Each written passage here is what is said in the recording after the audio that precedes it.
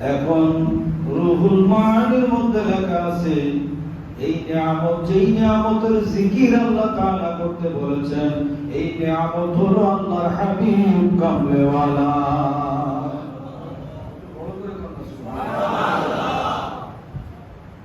অন্য নিয়ামতের কথা আল্লাহ কোরআন শরীফে বলেছেন, লা ইন শাকারতুম লা আযীদান্নাকুম ওয়া লা ইন কাফারতুম ইন্না আযাবি লাশাদীদ। নিয়ামতের শুকর করার কথা আল্লাহ বলেছেন।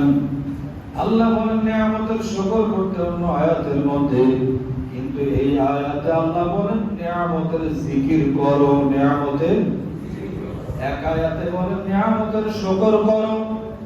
ওই নিয়ামত, যেই নিয়ামতের শুকর করতে হবে, ওই নিয়ামতগুলো যা বললাম আমি এতক্ষণ, সব নিয়ামত। আর যেই নিয়ামতের জিকির করতে আল্লাহ বলেছেন, এই নিয়ামত হলো রহমাতুল লিল আলামিন। রহমাতুল লিল আলামিন। নামাজ পড়তে আল্লাহ বলেছেন, আল্লাহ পাকের হুকুম। কার হুকুম? আল্লাহ। রোজা রাখার কথা আল্লাহর হুকুম।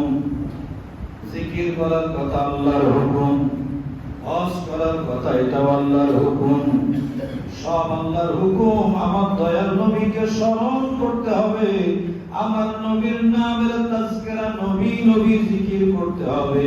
এটাও যেই নামাজ পড়তে যেই আল্লাহ হুকুম করলেন, একই আল্লাহর হুকুম হইল